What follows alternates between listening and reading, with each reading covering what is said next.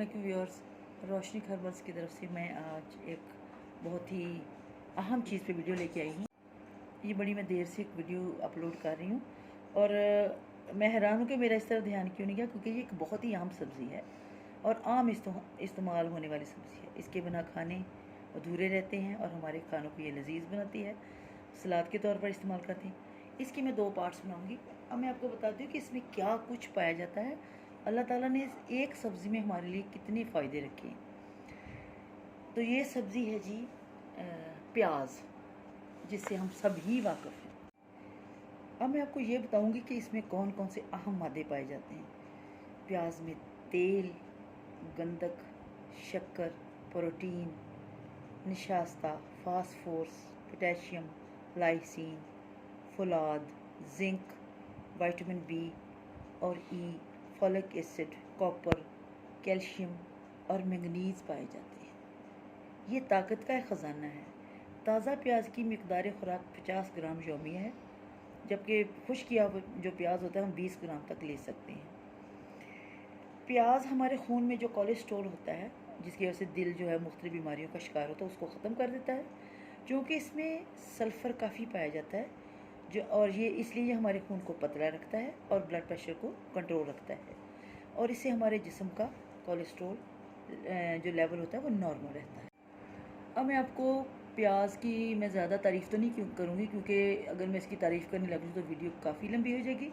मैं आपको पहले पार्ट में चंद जो घरेलू तौर पे इस्तेमाल होने वाले नुस्खे हैं 2-4 वो बताऊँगी, और दूसरे पार्ट में बालों के मतलब और इसका अचार डालने का तरीका बताऊँगी। तो नंबर 1 हम शुरू करते हैं कि जी खाना हज़म करना। प्याज जो होता है वो खाने को बहुत जल्द हज़म कर देता है। अगर आप ज़्यादा मिकदार में गोश्त खा रहे हैं तो साथ में प्याज का इस्तेमाल करें, ताकि जल्दी हज़म हो जाए और तबीयत बोझल ना हो। नंबर 2 पे है जी हैज़े में हम इसको कैसे इस्तेमाल कर सकते हैं, यानी अगर वैसे हैज़ा हो जाए, फूड पॉइज़न हो जाए, प्याज को सिरके में डालकर खाना जब खाएं तो बंदा हैज़े से महफूज रहता है, ख़ास तौर पे इन दिनों में, क्योंकि ये बरसात और मिला जुला सा मौसम है, तो इसमें ये सिरके वाला प्याज खाएं। नंबर 3 पे मैं आपको बताऊंगी कि जोड़ों के दर्द में ये बहुत मुफीद होता है। इस मकसद के लिए आपने प्याज का पानी निकालना है 1 चटाक, और मतलब हम वज़न ले लें, जितना पानी उतना सरसों का तेल, और उसको जला लें। जब प्याज का पानी अच्छी तरह जल दे तो उस तेल को दिन में 2 जगह जो मुतासरा 2 मरतबा मुतासरा जगह पे मालिश करें, इंशाल्लाह आराम आ जाएगा। पुरानी खांसी के लिए प्याज बहुत अहम है। प्याज का पानी और शहद हम वज़न मिलाकर 1 चाय का चम्मच दिन में 3 बार इस्तेमाल करें तो बहुत जल्द आराम आ जाएगा। अब हिचकी की तरफ आते हैं। हिचकी बहुत ही बुरी एक शुरू हो जाए तो वो इंसान बहुत तकलीफ़ में होता है। एक छोटे साइज़ का प्याज छील कर धो लें और उसे बारीक बारीक काट कर नमक छिड़कर 10 ग्राम की मिकदार में सुबह शाम खाएं। शदीद से शदीद हिचकी रुक जाती है। और इसके अलावा अगर हिचकी कई रोज़ से आ रही हो तो वो भी प्याज के चंद रोज़ के इस्तेमाल से ख़त्म हो जाएगी।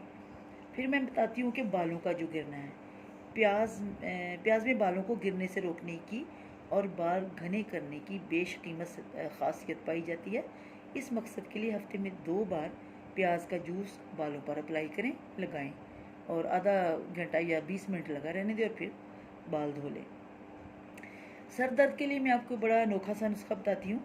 अगर किसी के सर में दर्द हो रहा हो तो प्याज को स्लाइस में काट कर पाँव के तलवों पर लगाएं, या इसको पीस कर एक पोटली में बांधकर पाँव के तलों पर रखें। सर दर्द फौरी तौर पर हट जाएगा और आराम आ जाएगा। बुखार, नज़ला ज़ुकाम में इस्तेमाल इसका हम कैसे कर सकते हैं।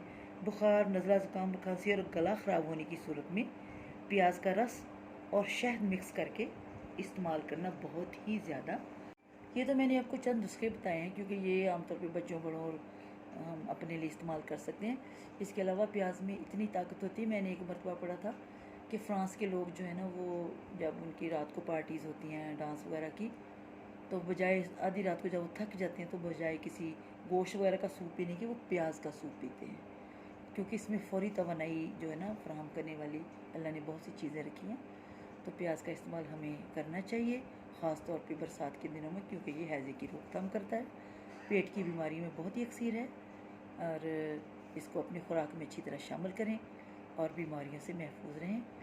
मुझे दुआओं में याद रखें और वीडियो से फ़ायदा हासिल करें। अल्लाह आपका हामी नासर हो। रोशनी हर्बल्स की तरफ से अस्सलाम वालेकुम।